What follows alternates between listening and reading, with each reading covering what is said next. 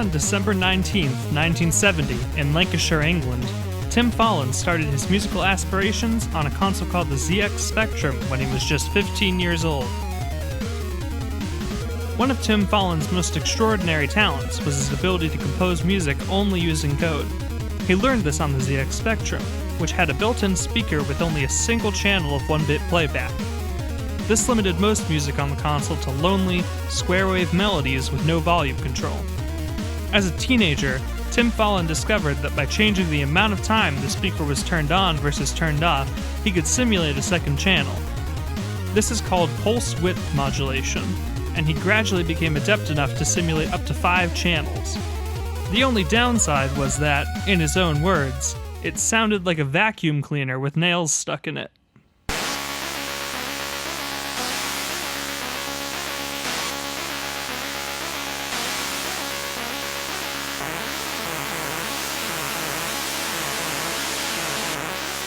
Tim Follin had an undeniable talent for pushing hardware to its absolute limits in the name of musical freedom.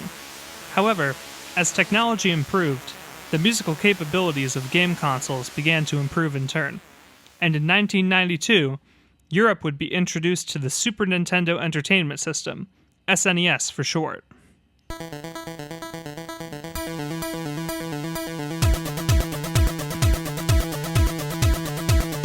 The SNES's sound chip was produced in a collaboration between Nintendo and Sony, and was designed with the synthesizers of the day in mind.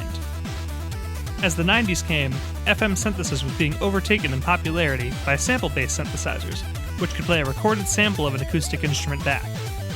The SNES followed this trend, with the sound chip focused entirely on sample playback. Gone were the days of 1-channel, 1-bit, pulse wave sounds.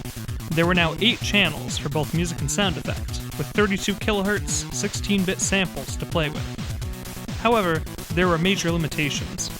All of these samples had to be under 64 kilobytes at the time they were loaded in, and new ones couldn't be loaded in while the sound chip was in use. Luckily, the SNES had a built-in data compression algorithm, which reduced the bitrate at a ratio of 32 to 9. Even with this, composers were limited to 10 to 15 samples at a time, each of which had to be less than 1 second long. Now that you know the limitations we're working under, let's get to the game.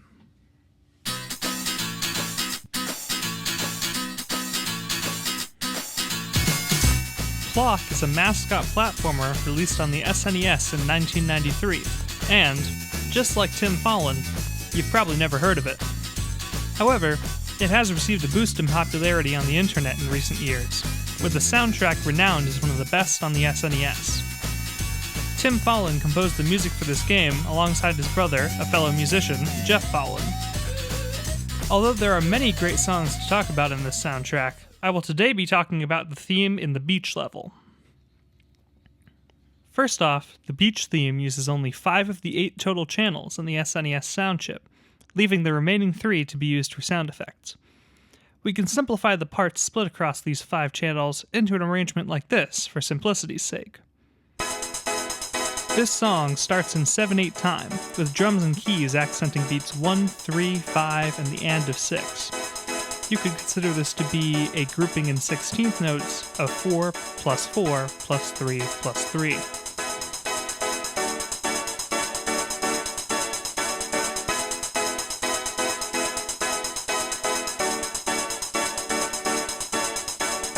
The chords alternate between an E major 7 chord and a D major 7 chord in the intro.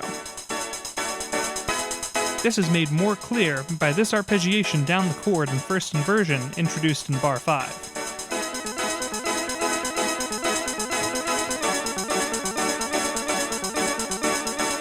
In this case, we can consider the E major 7 chord to be the 1 chord, and the D major 7 chord is a borrowed chord from E minor, making this an example of modal mixture. A melody plays in the bass voice starting in measure 9, and is used alongside D-flat major 7 and B major 7 chords to modulate into the key of B-flat major.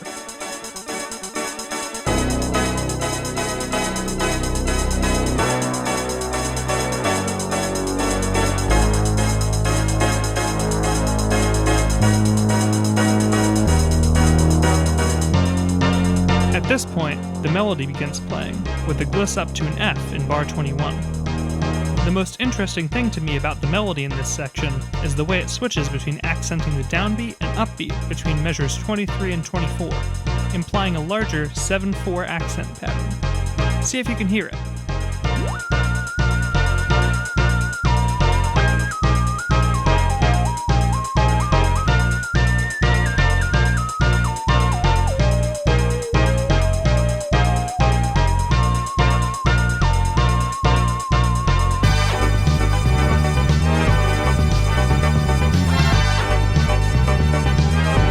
Alright, let's unpack what's happening here, starting with the key change. This is a very sudden change from B-flat major to G major. This is confused further by the bass line's continued use of the flat 6 scale degree, implying a G harmonic major scale.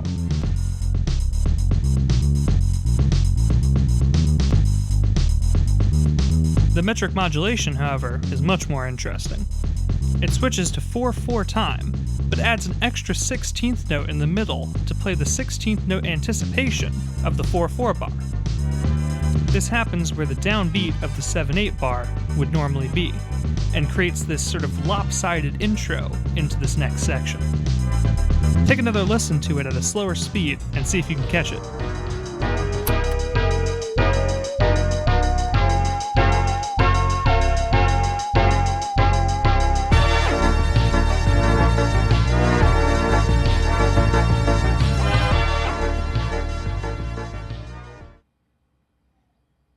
Alright, back to the rest of the song.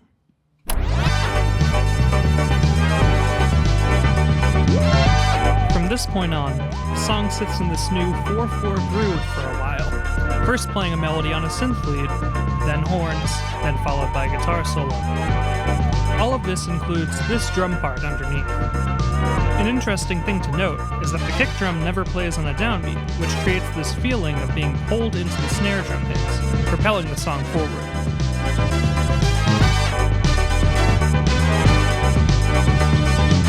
The hi-hat does something similar.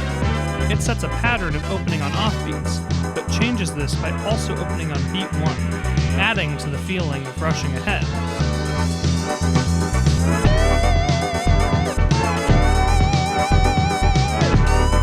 The bass is actually what makes the groove here, playing on more downbeats and working with the drums to create the groove in combination with each other. As the guitar solo ends, this lick is repeated to build tension.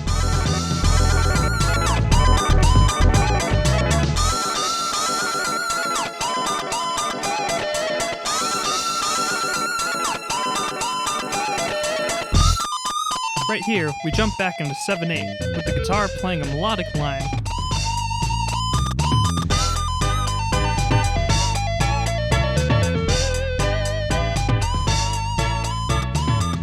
And right here, the song is now looped back to the beginning and is ready to repeat for as long as it takes a player to finish the level.